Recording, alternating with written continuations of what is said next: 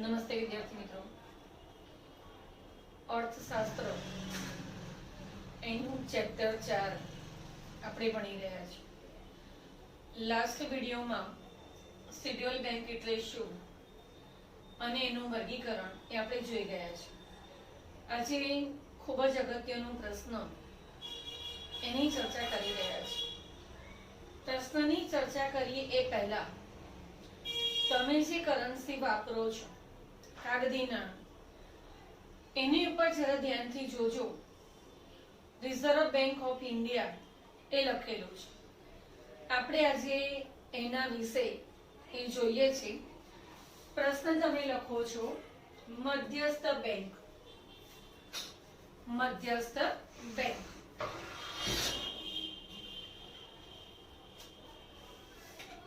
ચાલો આ બાજુ ધ્યાન આપો.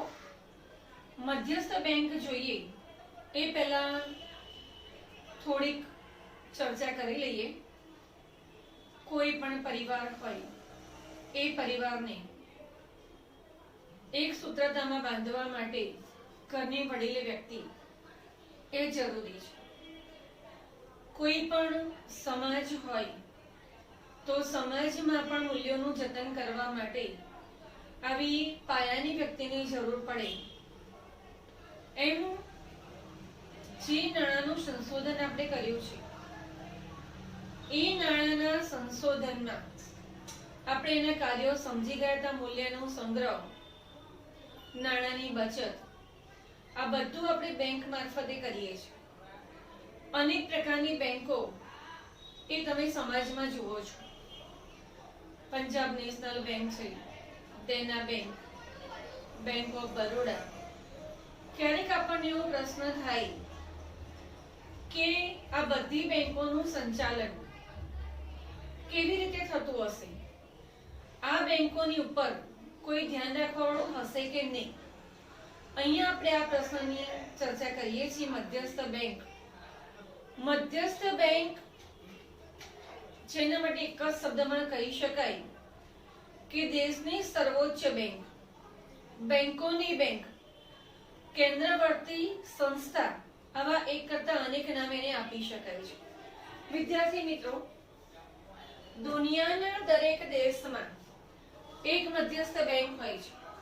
ભારત હોય, અમેરિકા હોય, ઇંગ્લેન્ડ હોય, દરેક દેશમાં નાણાકીય પુરવઠો અને માંગ એની સ્થિરતા જાળવવા માટે આવી એક સર્વોચ્ચ બેંક જરૂરી છે. એટલે એકે એક બેંકમાં મધ્યસ્થ બેંકની હાજરી આવશ્યક છે. મધ્યસ્થ બેંક દેશની તમામ બેંકોની, મેં તમને નામ આપ્યા, બેંક ઓફ બરોડા છે, એસબીઆઈ છે, દેના બેંક છે, પંજાબ નેશનલ બેંક છે, સહકારી બેંકો છે, તમામ બેંકોની કામગીરીનું સંચાલન, મૂલ્યાંકન અને અંકુશની કામગીરી બજાવે છે. આ એનું કાર્યક્ષેત્ર છે.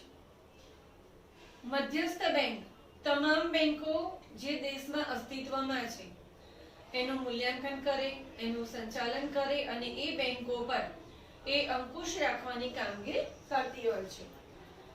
આરપી કેન્ડના શબ્દોમાં વિદ્યાર્થી મિત્રો હવે બરોબર ધ્યાન આપવાનું છે.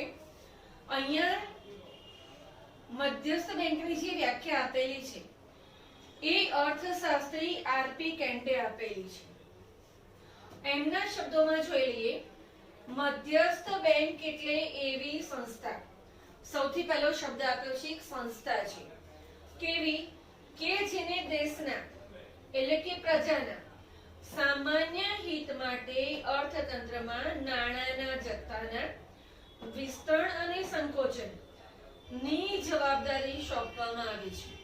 કઈ જવાબદારી સોંપવામાં આવી છે? તો પ્રજાનું હિત જાળવવાનું, દેશનું હિત જાળવવાનું, નાણાંનો જે જથ્થો છે એને વિસ્તરણ અને સંકોચન કેવી રીતે કરવું. નાણાંનું વિસ્તરણ એટલે અર્થતંત્રમાં નાણાંનો પુરવઠો વધારવો અને સંકોચન એટલે નાણાંનો પુરવઠો અર્થતંત્રમાં જો વધારે પ્રમાણમાં ફરી રહ્યો હોય તો એને પાછો ખેંચવો. એટલે નાણાંના જથ્થાના વિસ્તરણ અને સંકોચનની જવાબદારી જે સંભાળે છે એને આપણે શું કહીએ છીએ? મધ્યસ્થ બેંક. ફરીથી વિદ્યાર્થી મિત્રો, જ્યારે કોઈ પણ અર્થશાસ્ત્રની વ્યાખ્યા આપણે ભણીએ છીએ ત્યારે એના શબ્દોમાં આપણે ફેરફાર કરી શકતા નથી. મધ્યસ્થ બેંક એટલે એવી સંસ્થા, આ પહેલું વાક્ય છે, જેને દેશના કૌંસમાં પ્રજાના સામાન્ય હિત માટે અર્થતંત્રમાં નાણાંના જથ્થાના વિસ્તરણ અને સંકોચનની જવાબદારી સોંપવામાં આવી છે. જો તમને ક્વેશ્ચન પેપરમાં મધ્યસ્થ બેંકની આરપી કેન્ટની વ્યાખ્યા પૂછવામાં આવે તો આપણે એ જ વ્યાખ્યા લખવી પડે અને એ જ વ્યાખ્યા તૈયાર આપણે કરવાની છે. પણ માત્ર મધ્યસ્થ બેંક એવું કીધું હોય તો આપણે નીચેની બંને વ્યાખ્યાઓ જોઈએ છે. મધ્યસ્થ બેંક એટલે દેશની સર્વોચ્ચ બેંક. અહીંયા સંસ્થા કીધું હતું, દેશની સર્વોચ્ચ બેંક, જેનું મુખ્ય કાર્ય, એનું મુખ્ય કાર્ય કયું છે? નાણાં બજાર અને બેન્કિંગ ક્ષેત્રને મદદ કરવાનું. નાણાં બજાર અને બેન્કિંગ ક્ષેત્રને મદદ કરવાનું, તેનું નિયંત્રણ કરવાનું અને તેને પ્રોત્સાહન આપવાનું છે તથા દેશના આર્થિક હિત માટે નાણાકીય સ્થિરતા જાળવવાનું છે. વિદ્યાર્થી મિત્રો, ફરી આપણે જોઈ લઈએ છીએ. મધ્યસ્થ બેંક દેશની સર્વોચ્ચ બેંક, તેનું મુખ્ય કાર્ય કયા કયા ક્ષેત્ર છે? નાણાં બજાર અને બેન્કિંગ ક્ષેત્રને મદદ કરવાનું, તેને નિયંત્રણ કરવાનું અને પ્રોત્સાહન આપવાનું. નાણાં બજાર અને બેન્કિંગ ક્ષેત્ર બંનેને મદદ કરવાનું છે, નિયંત્રણ કરવાનું છે અને પ્રોત્સાહન આપવાનું છે. 3 પ્રકારના કાર્યો કરે છે તથા દેશના આર્થિક હિત માટે નાણાકીય સ્થિરતા જાળવવાનું છે. વિદ્યાર્થી મિત્રો, તમે આટલું પહેલા લખી લો ઝડપથી. ચાલો, તમે ટાઇટલ આપ્યું છે મધ્યસ્થ બેંક, એમાં લખો દુનિયાના દરેક દેશમાં એક મધ્યસ્થ બેંક હોય છે.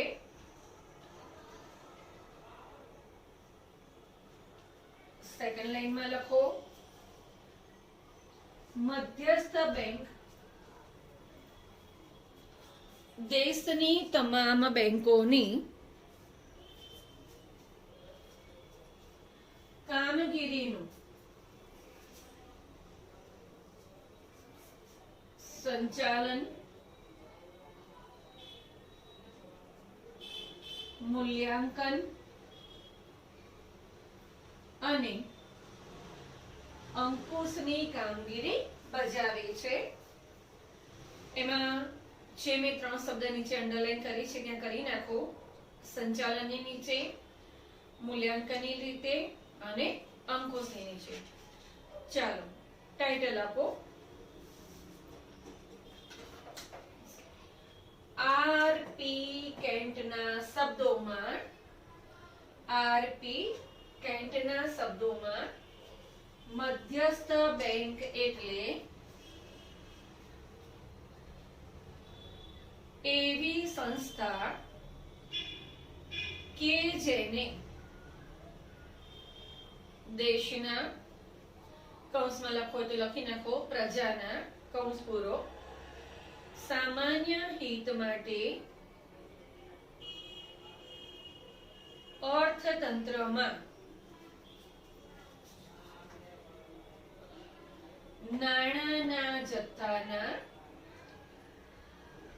વિસ્તરણ અને સંકોચન ની જવાબદારી સોંપવામાં આવી હોય છે. સોંપવામાં આવી હોય છે. જે શબ્દો નીચે મેં લાઈન દોરી છે તે દોરી નાખો. સંસ્થા, દેશના વિસ્તરણ અને સંકોચન. ચાલો, સેકન્ડ લાઈનમાં લખો મધ્યસ્થ બેંક એટલે દેશની સર્વોચ્ચ બેંક, જેનું મુખ્ય કાર્ય નાણાં બજાર અને બેન્કિંગ ક્ષેત્રને મદદ કરવાનું, અલ્પવિરામ, તેનું નિયંત્રણ કરવાનું અને તેને પ્રોત્સાહન આપવાનું છે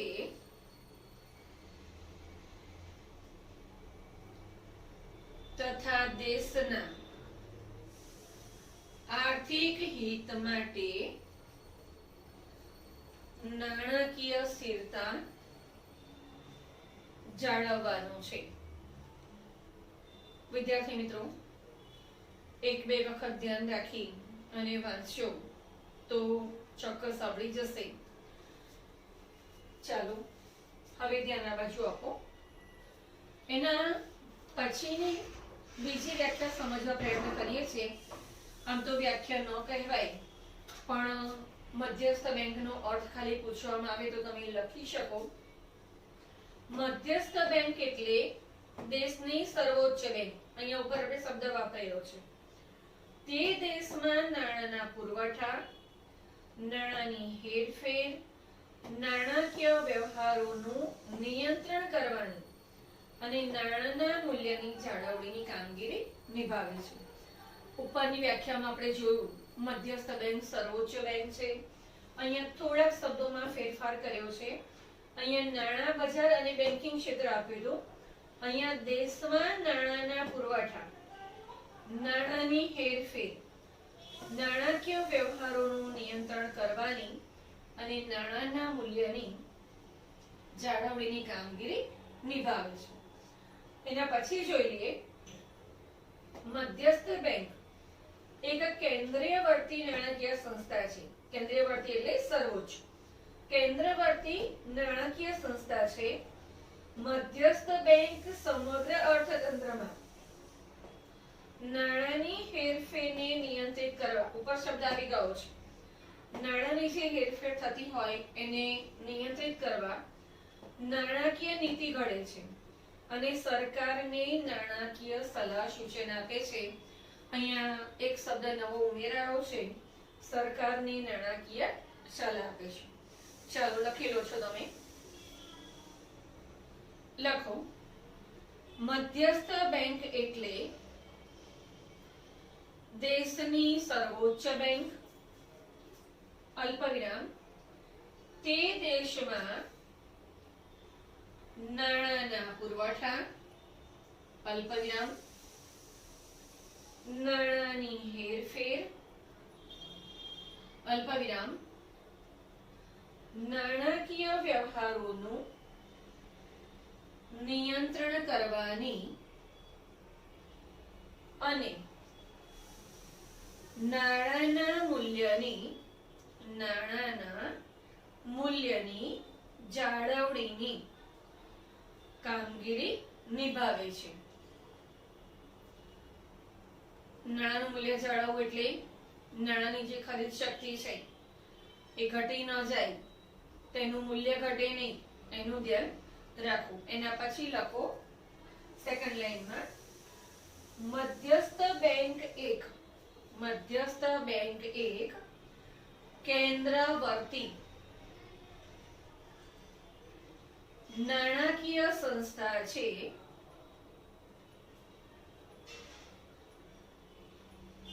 મધ્યસ્થ બેંક, આગળ લખો, મધ્યસ્થ બેંક સમગ્ર અર્થતંત્રમાં નાણાંની હેરફેરને નિયંત્રિત કરવા નાણાકીય નીતિ ઘડે છે અને સરકારને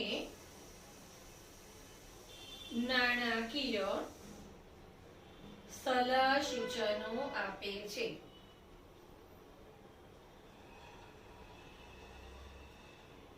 ચાલો વિદ્યાર્થી મિત્રો ધ્યાન આ બાજુ. હવે મધ્યસ્થ બેંક વિશે કેટલાક સામાન્ય વાક્યો જો આપણે ધ્યાનમાં લેવા હોય તો એ વાક્યો ધ્યાનમાં લઈ અને મધ્યસ્થ બેંક એટલે શું એ તમે લખી શકો છો. અહીંયા જોઈ લઈએ તો મધ્યસ્થ બેંક એટલે સર્વોચ્ચ બેંક અથવા તો કેન્દ્રવર્તી નાણાકીય સંસ્થા. આ વાક્ય પહેલું લખી શકાય. કે મધ્યસ્થ બેંક એ શું છે? તો દેશની સર્વોચ્ચ બેંક અથવા તો એક કેન્દ્રવર્તી નાણાકીય સંસ્થા. બીજું જોઈએ તો મધ્યસ્થ બેંક અર્થતંત્રમાં આર્થિક સ્થિરતાની જવાબદારી સ્વીકારે છે. શેની જવાબદારી સ્વીકારે છે? તો અર્થતંત્રમાં આર્થિક સ્થિરતા જાળવવાની.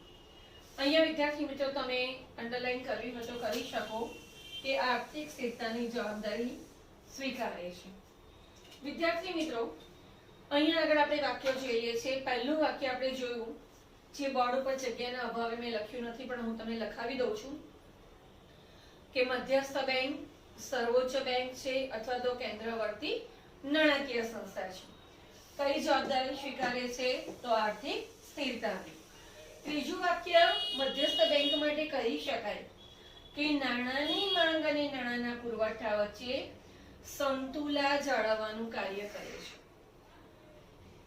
આપણે જોયું હતું કે ફુગાવાની પરિસ્થિતિ હોય, નાણાંનો પુરવઠો વધ્યો હોય તો એ પુરવઠો પાછો ખેંચવાનું કામ એ રિઝર્વ બેંક કરે છે.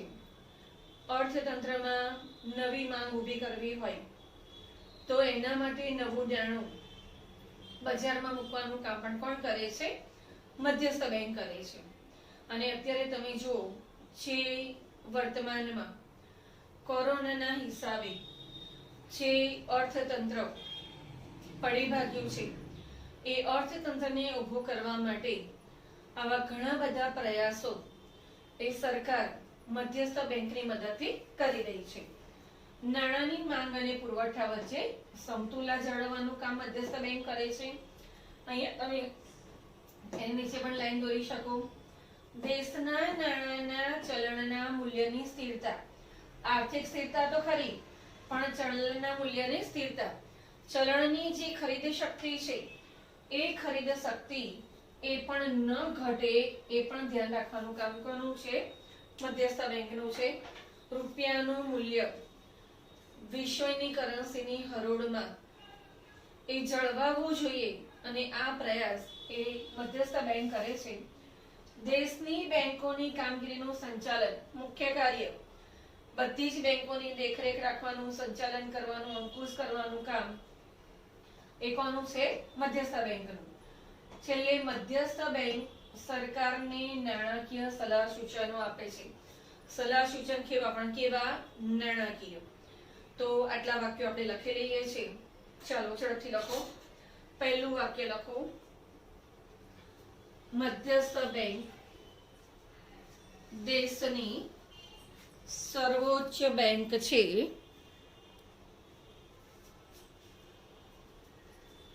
લખવામાં થોડી સ્પીડ રાખજો. સર્વોચ્ચ બેંક અંડરલાઈન કરી દો. ચાલો એના પછીનું વાક્ય લખો સેકન્ડ લાઈનમાં. મધ્યસ્થ બેંક અર્થતંત્રમાં આર્થિક સ્થિરતાની જવાબદારી સ્વીકારે છે.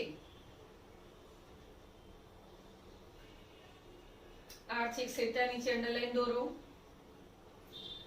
ચાલો સેકન્ડ લાઈનમાં લખો. નાણાંની માંગ અને નાણાંના પુરવઠા વચ્ચે સમતુલા જાળવવાનું કામ મધ્યસ્થ બેંક કરે છે. અંડરલાઈન દોરવી હોય તો સમતુલાની નીચે દોરી દો. ચાલો સેકન્ડ લાઈનમાં. દેશના નાણાંના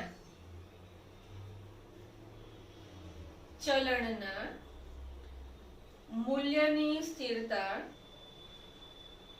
જાળવવાની જવાબદારી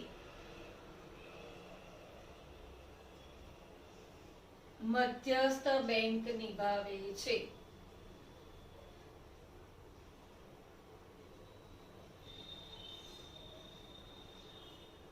ચાલો એના પછીની લાઈનમાં લખો. દેશની બેંકોની કામગીરીનું સંચાલન, અલ્પવિરામ મૂલ્યાંકન અને અંકુશની કામગીરી કરે છે.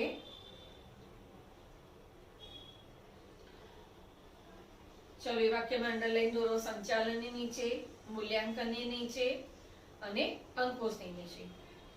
એના પછી લખો મધ્યસ્થ બેંક સરકારને નાણાકીય સલાહ સૂચનો આપે છે. એમાં અંડરલાઈન દોરી દો સરકારને સલાહ સૂચનો.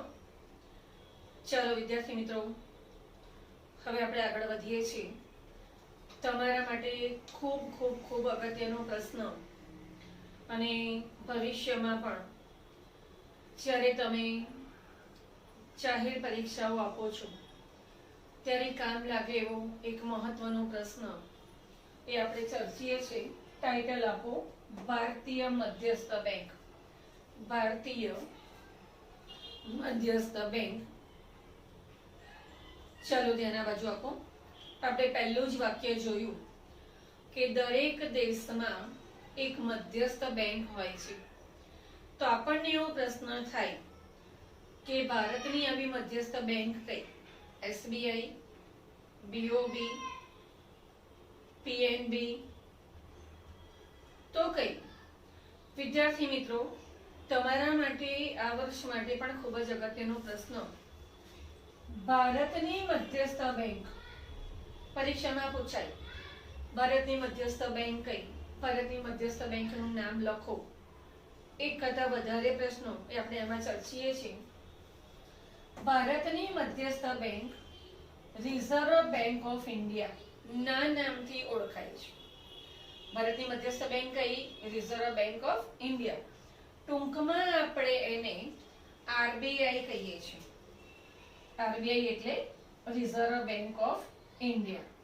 વિદ્યાર્થી મિત્રો, ભારતની મધ્યસ્થ બેંક તમને ખ્યાલ આવી ગયો હશે. RBI, reserve bank of India. અહીંયા તમને એમ પણ પ્રશ્ન પૂછાય કે આરબીઆઈ નું પૂરું નામ લખો, તો આપણે રિઝર્વ બેંક ઓફ ઇન્ડિયા, અથવા તો જો તમને સ્પેલિંગ આવડતા હોય તો તમે એ પણ લખી શકો છો. હવે બીજો પ્રશ્ન લઈએ છે, આરબીઆઈ ની સ્થાપના ક્યારે થઈ? આરબીઆઈ ની સ્થાપના 1 એપ્રિલ 1935 માં. વિદ્યાર્થી મિત્રો, બરાબર ધ્યાન આપો. આરબીઆઈ ની સ્થાપના 1 એપ્રિલ 1935 માં થઈ હતી. અહીંયા જ્યારે સ્થાપના થઈ હતી, આપણું નાણાકીય વર્ષ છે એટલે આ બરોબર ધ્યાનમાં રાખવાનું છે. 1 એપ્રિલ 5 કરોડના ખાનગી મૂડીરોકાણથી થઈ હતી. પહેલા એ ખાનગી બેંક હતી એટલે એની સ્થાપના 1 એપ્રિલ 1935 માં. આ પ્રશ્ન લગભગ પૂછાતો નથી પણ તમારી ટેક્સ્ટ બુકમાં આપેલું છે એટલે આપણે એને લઈએ છીએ. પણ એ પછી એનું રાષ્ટ્રીયકરણ કરવામાં આવ્યું. અહીંયા વર્ષની જે શરૂઆત છે, અહીંયા નાણાકીય વર્ષ છે એપ્રિલ, અહીંયા જાન્યુઆરી. 1 એપ્રિલ 1949, 14 વર્ષ પછી એનું રાષ્ટ્રીયકરણ કરવામાં આવ્યું. એટલે તમારા માટે 3 પ્રશ્નો મહત્વના. ભારતની મધ્યસ્થ બેંક કઈ? Reserve bank of India. RBI ની સ્થાપના ક્યારે થઈ? 1 એપ્રિલ 1935. આરબીઆઈ નું રાષ્ટ્રીયકરણ ક્યારે થયું? 1 જાન્યુઆરી 1949. હવે આ બે સામાન્ય પ્રશ્નો લીધા છે કે ભારતની બેંક વિશે તો આપણે જોયું, રિઝર્વ બેંક ઓફ ઇન્ડિયા. પણ ઇંગ્લેન્ડની મધ્યસ્થ બેંક, બેંક ઓફ ઇંગ્લેન્ડ, અને અમેરિકાની મધ્યસ્થ બેંક ફેડરલ રિઝર્વ સિસ્ટમ, એના નામ પણ આપણે સાથે લખી નાખીએ છીએ. લખો. ચલો, તમે ટાઇટલ આપ્યું છે ભારતીય મધ્યસ્થ બેંક. લખો એમાં ભારતની મધ્યસ્થ બેંક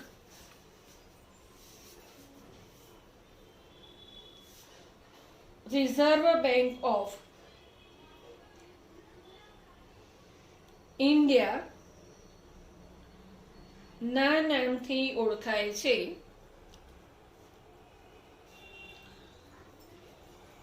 એના પછી લખો રિઝર્વ બેંક ઓફ ઇન્ડિયાને આરબીઆઈ ડેશ કરીને સ્પેલિંગ મેં લખેલું છે, લખી નાખો અને આવડશે તમને. રિઝર્વ બેંક ઓફ ઇન્ડિયા પણ કહે છે. આ મોસ્ટ છે એટલે આ બધું જ યાદ રાખવાનું છે તમારે. ચાલો સેકન્ડ લાઈનમાં હવે રિઝર્વ બેંક ઓફ ઇન્ડિયા આપણે નથી લખતા, ટૂંકમાં જ લખીએ છીએ. આરબીઆઈ ની સ્થાપના ડેશ કરીને 1 એપ્રિલ 1935 માં થઈ હતી. અંડરલાઈન દોરી દો સ્થાપનાની નીચે અને 1 એપ્રિલ 1935.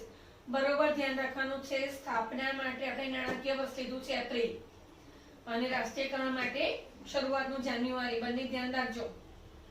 ચાલો સ્થાપના 1 એપ્રિલ 1935 કૌંસમાં લખો ₹5 કરોડના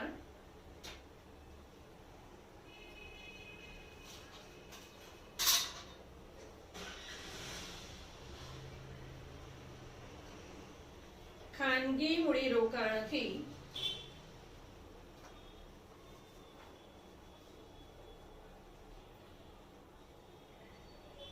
આરબીઆઈ ની સ્થાપના થઈ હતી. 5 કરોડ શબ્દ લખજો, એકલું 5 નહીં લખતા.